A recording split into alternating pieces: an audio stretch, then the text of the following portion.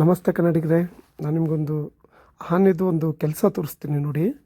ಇದು ಒಂದೇ ವುಡ್ಡಲ್ಲಿ ಮಾಡಿರೋವಂಥದ್ದು. ಆಮೇಲೆ ಜೈಂಟಿಗೆ ಏನೂ ಇರೋಲ್ಲ, ಸಿಂಗಲ್ ಪೀಸ್ ವುಡ್ಡಲ್ಲಿ ಮಾಡೋದು. ಇದು ಕೈಯಲ್ಲಿ ಮಾಡಿರೋದು.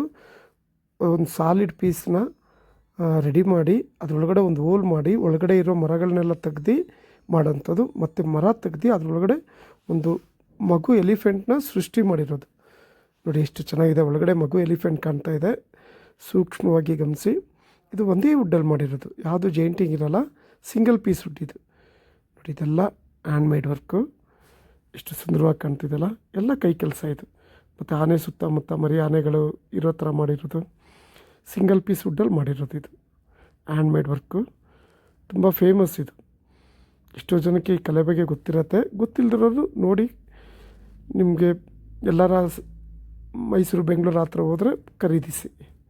ಚೆನ್ನಾಗಿದೆಯಲ್ಲ, ಸೂಪರ್ ಎಲ್ಲ ಒಂದೇ ವುಡ್ ಇದೆ. ಜೈಂಟಿಂಗ್ ಏನಿಲ್ಲ, ಸಿಂಗಲ್ ಪೀಸ್ ವುಡ್ಡಲ್ಲಿ ಮಾಡಿರೋವಂಥದ್ದು. ಸುಂದರವಾಗಿ ಕಾಣ್ತಾ ಇದೆ.